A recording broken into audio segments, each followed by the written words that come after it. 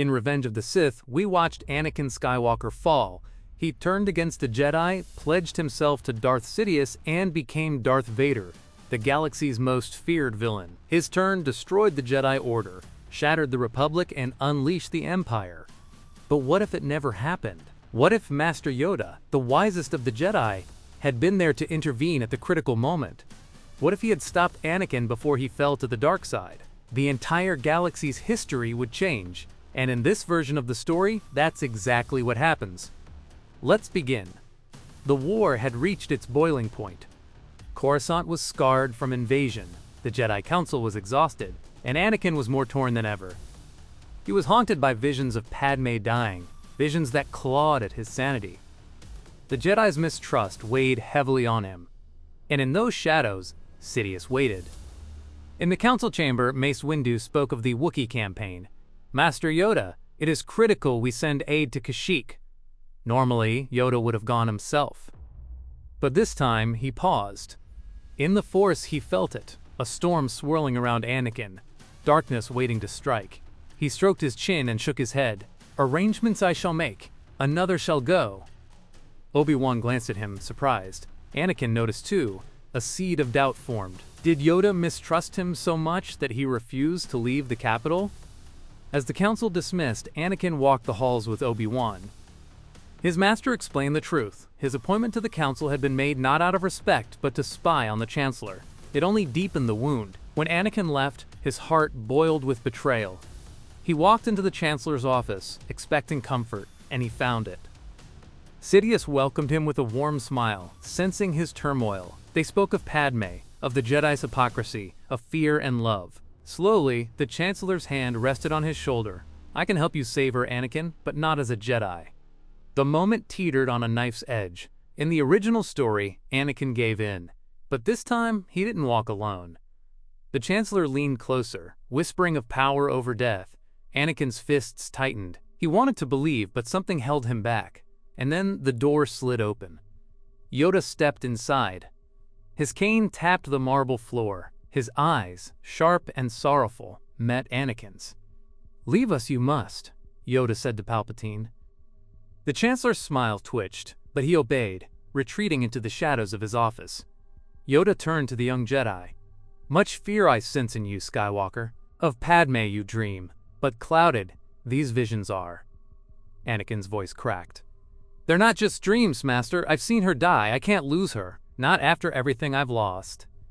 "Lose her you will not," Yoda said firmly. "The future, always in motion. Trust in the Force, you must. Trust in yourself." Anakin's breath trembled. "The Council doesn't trust me. Obi-Wan doesn't. None of you do." Yoda set aside his cane and stepped closer. His small hand reached for Anakin's arm. "Trust, we have lacked. A failure, that is. Wrong we were. But faith in you I have. The chosen one, you are. Save us, you will." The words pierced through the fog. For the first time, Anakin didn't feel dismissed. He didn't feel alone, he felt seen. And in that moment, the bond that Sidious had tried to weave snapped. Palpatine returned with his hood drawn. "Master Yoda, you interfere where you do not belong." His voice twisted into a growl. "Anakin, he fears you. The Jedi will destroy you. They already plot against me. Against us." Anakin stood between them, his mind racing. His hand hovered near his lightsaber. Both men called to him, one with promises, one with trust. Palpatine extended his hand. "Only I can save Padmé." Yoda's voice cut through like thunder. "Lie, he tells. Manipulate, he does. Care for you, he does not. Only power he seeks." Anakin's chest heaved. Then, slowly, he ignited his saber. But he turned, not toward Yoda, toward the Chancellor. "You're the Sith Lord," Anakin said, his voice shaking. "The one we've been hunting all this time." Sidious's smile collapsed. His crimson blade snapped to life. "Then it is treason." The office exploded with light and sound. Sidious lunged forward, lightning crackling from his hands. Yoda met it head-on, absorbing the storm with his blade, his body trembling from the Force. Anakin leapt beside him, striking out with furious precision. Together, master and student pressed the attack. Sidious was a storm, faster and deadlier than any opponent Anakin had ever faced. He whirled through the air, crimson blade flashing, laughter echoing across the chamber. He hurled desks, shattered windows, and unleashed waves of lightning. But Yoda was no ordinary Jedi. With centuries of mastery, he moved like a whirlwind of green light, matching Sidious blow for blow. Beside him, Anakin fought with raw ferocity. 2 generations of Jedi, one old and one young, standing as one. Palpatine hissed as Anakin's blade grazed his cloak. He snarled at him, "I could have saved her!" "Not like this," Anakin spat. He launched a strike that forced Sidious onto the defensive. In a desperate gamble, the Sith Lord unleashed a torrent of lightning. Yoda caught it on his blade, gritting his teeth as sparks tore across the walls. "Now, Skywalker!" With a roar, Anakin leapt forward, slicing down with all his strength. His blade drove through Sidious's chest. The Chancellor gasped, his eyes wide with disbelief. Lightning flared one last time, then sputtered out. The Sith Lord collapsed to the floor. Silence filled the chamber. Anakin stared at his hands, trembling. "It's over." Yoda closed his eyes. Ended, the Sith are. Balance, perhaps, restored. Word spread quickly. Palpatine, the Chancellor of the Republic, was revealed as the Sith Lord who orchestrated the war. His corpse lay in the ruins of his office, slain by the very Jedi he sought to corrupt. The Senate was in uproar. Some mourned their beloved leader, but many more were horrified to learn the truth. Evidence uncovered in his chambers showed his manipulation of the Clone Wars, his secret commands to the Separatists, his schemes against the Republic. The Jedi, once under suspicion, were vindicated, but they were shaken too. Their failings had been exposed, their blindness, their mistrust, their rigidity. And in the center of it all stood Anakin Skywalker. He had resisted the dark side, he had slain the Sith, and the prophecy of the Chosen One, long debated, seemed fulfilled. Yet not all wounds were healed. When the dust settled, Anakin rushed to Padmé. He told her everything, the Chancellor's betrayal, his visions, and how close he had come to falling. Padmé wept as she held him. "Oh, Anakin, you've carried this burden alone for so long." "I almost lost myself," he admitted. "But Master Yoda, he stopped me. He believed in me when no one else did." Her hands moved to her stomach, to the children soon to be born. Then maybe there is hope. Under the care of the medics, Padmé delivered her twins, Luke and Leia, alive and well. The visions that had tormented Anakin proved false. Sidious had planted them, twisting the Force to break him. Now, with the Sith defeated, Padmé and her children survived. The Council convened. Mace Windu, humbled, admitted his doubts about Anakin had blinded him. Obi-Wan, moved, placed a hand on his former apprentice's shoulder. Yoda, weary but resolute, declared what none had dared before. The Jedi must change. To live, adapt we must, not deny love, nor family, nor life. A new path Skywalker shows. Anakin was granted the rank of Jedi Master. More than that, he was entrusted with reshaping the Order. For the first time in centuries, the Jedi began to loosen their rigid codes. They acknowledged love, compassion, and bonds as strengths rather than weaknesses. It was a transformation only possible because Yoda had chosen trust over fear, but victory did not mean peace. The galaxy was fractured by war, its Senate leaderless, its world scarred, and whispers still lingered. Of separatist remnants, of Imperial loyalists, of old Sith cults waiting in the dark. Even as Anakin held his newborn children, Yoda reminded him, "Careful we must be. The dark side, always waiting." For now, though, hope had returned. Anakin was no longer Darth Vader. He was a father, a Jedi Master, and the hero who saved the galaxy from tyranny. But destiny never ends so easily. The death of Darth Sidious should have ended the war. But history, even rewritten, is never so clean. The galaxy stood at a crossroads. With Palpatine gone, a power vacuum threatened to swallow the Republic whole. And at the center of it all was Anakin Skywalker, the man who had slain the Sith, saved his wife, and carried the future of the Jedi on his shoulders. The Senate chamber roared with chaos. Senators shouted over one another, demanding answers. Some called for emergency powers to be transferred, others cried for new elections. The galaxy had been manipulated for years, and the truth burned like fire. Bail Organa rose above the noise. The Republic cannot descend into another civil war. We must restore order, not through fear, but through unity. Padmé Amidala, her strength undimmed despite childbirth, stood beside him. She raised her voice, calm but firm. Palpatine fooled us all. He twisted our trust into tyranny. But we must not let his shadow guide us. Let democracy heal what the Sith tried to break. The chamber quieted. Slowly, the tide turned. The Republic would endure, not as an empire, but as a democracy reborn. In the Jedi Temple, the Council gathered to address what came next. Yoda sat hunched, his face lined with weariness. Change the Jedi must be. Blind we were, to our fear, to our pride. Mace Windu inclined his head, humbled by his near fall. Skywalker saved me from myself, from my anger. Without him, I would have struck Palpatine down in cold blood. The words hung heavy. Anakin, standing at the center of the chamber, felt every gaze on him. He waited for judgment. Then Obi-Wan spoke. We owe him more than gratitude. He has proven himself time and again. He has fulfilled the prophecy, not through destruction, but through choice. Yoda nodded slowly. Agree, I do. Jedi Master, Skywalker shall be. The Council's decision was unanimous. Anakin, once doubted and distrusted, now stood as the youngest Jedi Master in history. But titles were only the beginning. In her apartment overlooking Coruscant, Padmé cradled her newborn children. Luke and Leia's cries filled the room, but to Anakin, they were the sweetest sounds he had ever heard.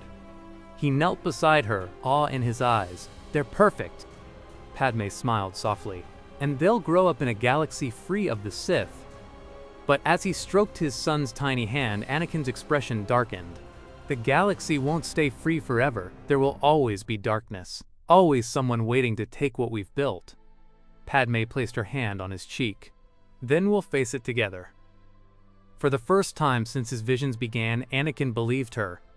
Not long after, Ahsoka Tano returned to Coruscant.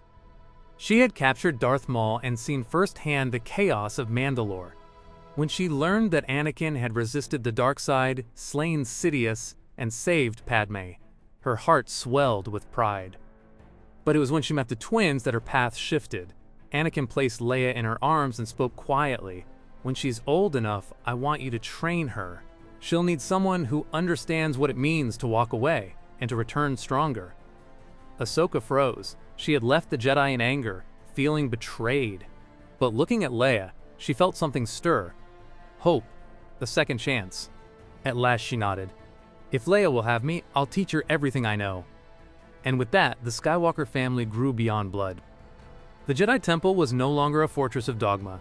Yoda, Obi-Wan, and Anakin led the way in reshaping it. For centuries, attachment had been forbidden. Families torn apart in the name of discipline. But now, change had come. The code was rewritten, not to deny love, but to balance it with duty. Jedi could have families, could know love, so long as they did not lose themselves in fear. Anakin himself was proof. His love for Padmé had nearly destroyed him, but with Yoda's guidance, it had saved him instead. Training also shifted. Younglings were no longer taken blindly from their families. Instead, they were guided with choice and consent. Compassion was no longer weakness, it was strength. But while the Republic healed, whispers lingered in the dark. The Separatists were broken, their leaders dead or in hiding. Yet fragments of the Sith's legacy remained. Cultists, warlords, and old apprentices who had once knelt to Sidious stirred across the galaxy. One name resurfaced above all: Maul. Somehow, he had escaped captivity again. With no master to guide him, his hatred for both Sith and Jedi only grew. On the Outer Rim, Maul gathered forces. Criminal syndicates, mercenaries, and desperate worlds rallied to his banner. The galaxy belongs to no republic, no empire, he declared. It belongs to those strong enough to take it. And so, a new war brewed on the horizon. Years passed. Luke and Leia grew, trained not only by their father, but by the people closest to him. Obi-Wan guiding Luke with calm patience. Ahsoka teaching Leia with fierce compassion.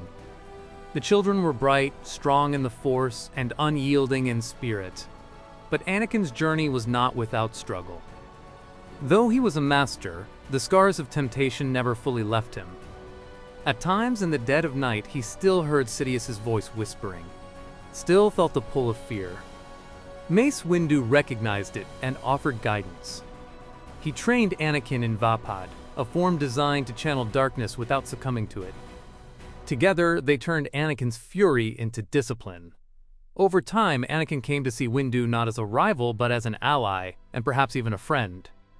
Age weighed heavily on Yoda. Though he had lived for centuries, the war had drained him.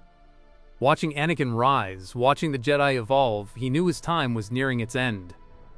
One evening, he summoned Anakin privately.